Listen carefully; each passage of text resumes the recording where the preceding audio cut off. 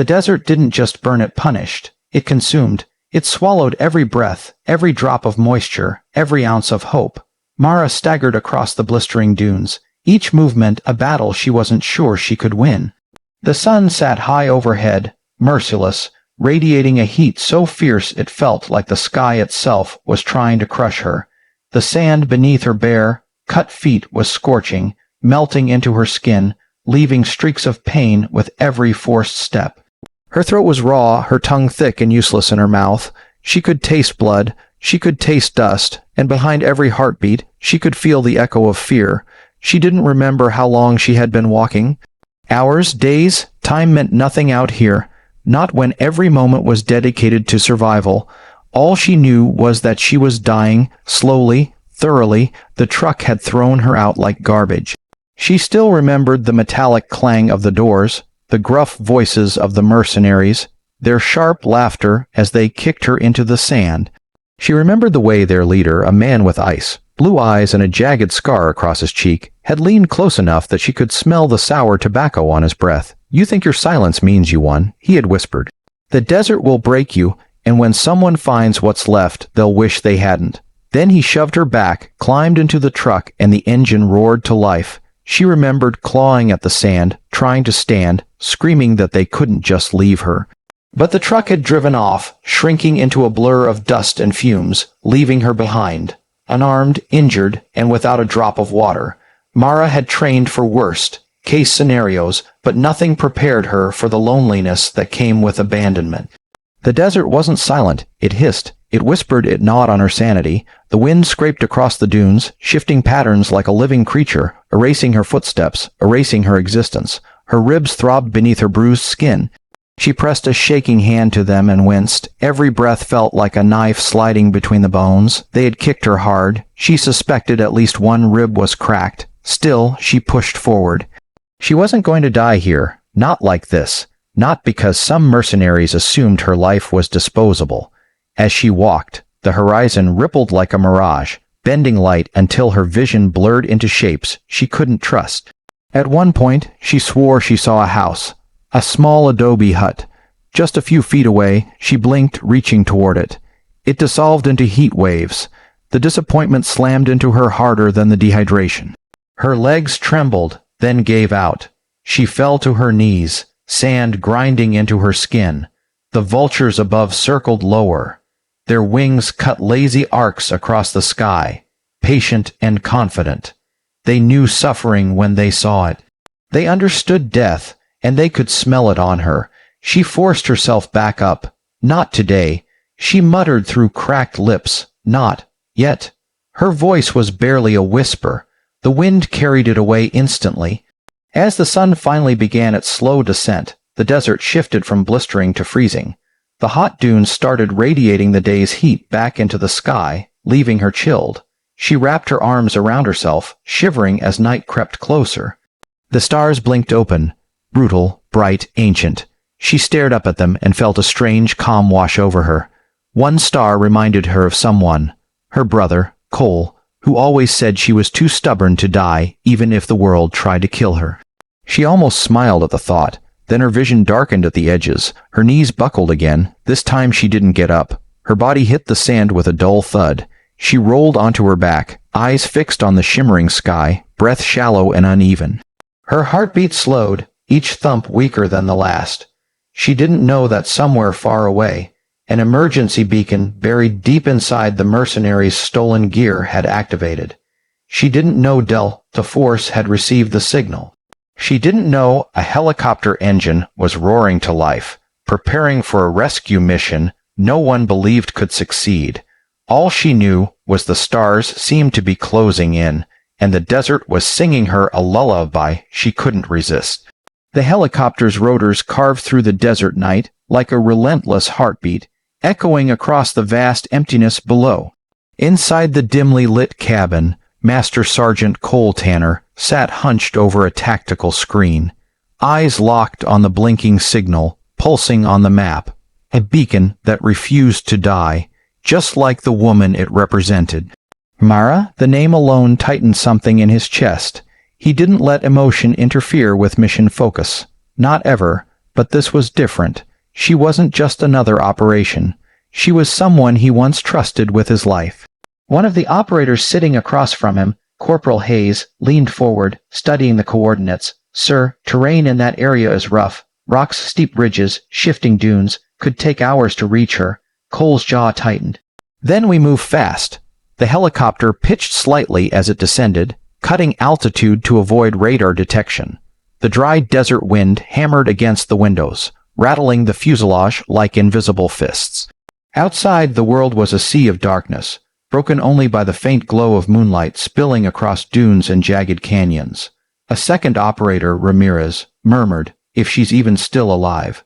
Cole turned his head sharply, eyes steely. "She is." Ramirez said nothing else. Cole's voice carried no room for argument. It wasn't optimism, it was knowledge. Mara was the type to hang on when logic said she shouldn't. The pilot's voice crackled over the comms. "Landing zone marked. 50 miles out. Winds are high. Hold on." The helicopter lurched as it descended into a narrow canyon. Sand whipped up violently, swirling in ghostly spirals. Cole braced instinctively, gripping the metal bar overhead. As soon as wheels hit sand, he signaled his team. "Go, move." They poured out into the night like shadows.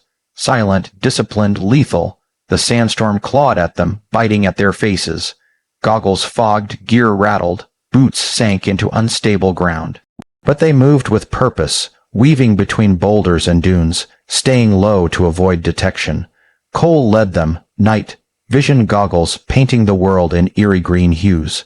Every few minutes, he checked the tracker, adjusting their path. The beacon signal flickered at times, unstable, probably damaged from the beating Mara had taken, but it was enough. Hours passed in a blur of exertion and grit. Sweat mixed with sand on their skin. The wind howled like a living beast. Still, they advanced. Then the first sign appeared, a footprint. Cole crouched, brushing sand from it. The shape was small, narrow. Definitely a woman's. The depth indicated weakness. She had been dragging herself rather than walking. "She's close," Cole breathed. The team tightened formation, weapons raised. Each step grew heavier with dread and urgency. The desert was quiet, too quiet. Not even the wind dared disturb what they were about to find. A few meters ahead, Hayes froze. "Sir, blood."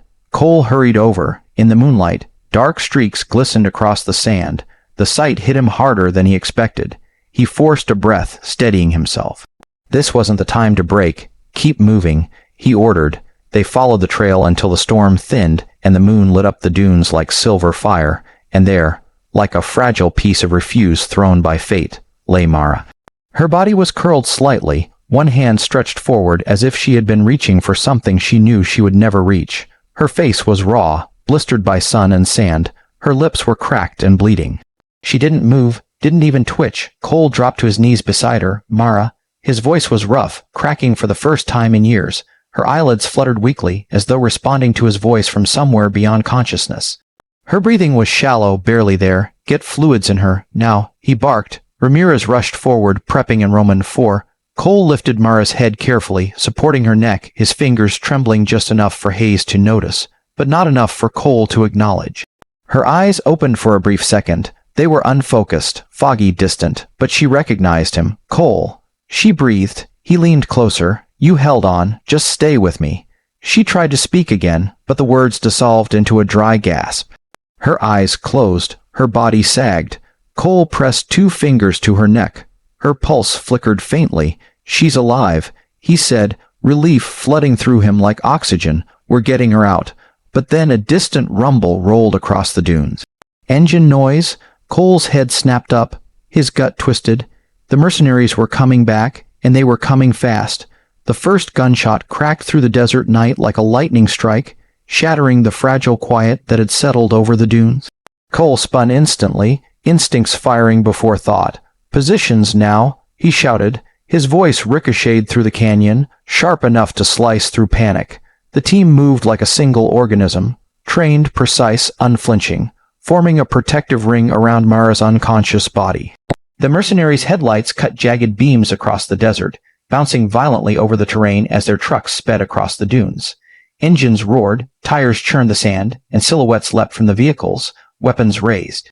They had followed Cole's trail, tracking the very footprints Delta Force had used to find her. Now they were closing in, expecting an easy kill. They didn't know who they were hunting. Cole crouched beside Mara's stretcher, his pulse thundering.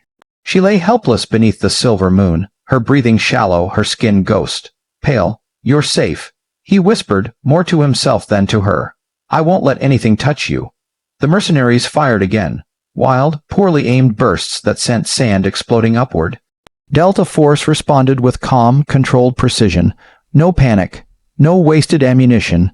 Each man fired deliberately, choosing targets with surgical accuracy.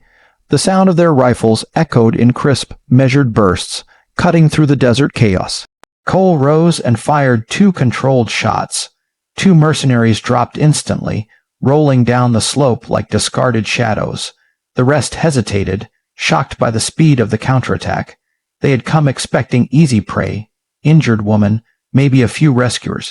Instead, they had run into America's most elite force. Ramirez called out from behind a dune, "Sir, they're flanking left." "Copy." Cole replied, "Hayes, cover that angle. Matthews with me." The desert flickered with muzzle flashes, the night turning into a storm of fire and shadow. Dust kicked into the air, swirling through the chaos, turning every flash of light into a streak of silver fire. Bullets tore into sand, ricocheting off rocks, leaving trails of sparks. Cole stayed close to Mara, moving only when necessary. Protect her, that was the mission. The rest of the world could burn. A mercenary broke from the ridge, charging straight toward the stretcher with a raised weapon. Cole didn't hesitate. He sprinted forward, slammed into the man with brutal force, knocking him backward. They tumbled down the dune in a spray of sand. The mercenary swung a blade, but Cole trapped his wrist, twisted, and knocked him unconscious with a sharp strike. He scrambled back to Mara, heart racing. She hadn't moved. "Mara, stay with us," he murmured. Even though she couldn't hear him, the words steadied him. She was breathing. Barely, but she was alive. Lights flashed again, bright, blinding. The mercenaries were retreating to regroup. Cole barked the next orders with razor clarity. "Suppress fire, push them back, we're not giving them a second chance." Delta Force advanced a few meters, forming a defensive V shape around the stretcher. Their shots pinned the attackers at the far ridge. Each mercenary that peeked out was met with a rapid, merciless response. The battlefield was controlled, not by chaos, but by discipline and skill. Just as the mercenaries prepared for another charge, the deep, thunderous roar of another helicopter filled the air. Delta extraction, reinforcements, a spotlight cut across the dunes, illuminating the entire battlefield. The mercenaries shielded their eyes, blinded by the sudden beam. Cole seized the moment. "Fall back to evac zone. Move, move." Hayes and Ramirez lifted Mara carefully but swiftly. Cole walked backward, firing precise shots to keep the remaining enemies pinned. The wind from the helicopter whipped sand into spirals, stinging their faces as they raced toward safety. The helicopter hovered low, its side door open. Operators inside reached out, grabbing the stretcher and pulling Mara aboard. Cole jumped in last, signaling his team to follow. Ramirez slid in, Hayes next, and the door slammed shut. "Go!" Cole shouted to the pilot. The helicopter lifted, climbing into the black sky. From above, the battlefield shrank into a swirl of lights, gunfire, and drifting sand. The mercenaries grew smaller and smaller, until they became nothing but shadows swallowed by the dunes. Inside the cabin, the world was finally still. Mara lay on the stretcher, oxygen mask secured, Roman 4 running, pulse monitor blinking faintly. Cole sat beside her, removing his helmet, sweat and sand streaking his face. For the first time since they began, he allowed himself to breathe. Her fingers twitched, barely visible, but real. Cole leaned closer. "You're safe," he whispered. Mara's voice was fragile, barely audible beneath the hum of the rotors. "You came back." Cole's jaw tightened, not in anger, but in something deeper. "I never left you," he said. The sunrise began to break on the horizon, painting the sky in gold. And as the helicopter carried them toward safety, Cole knew one thing: this wasn't just a rescue. It was a promise kept.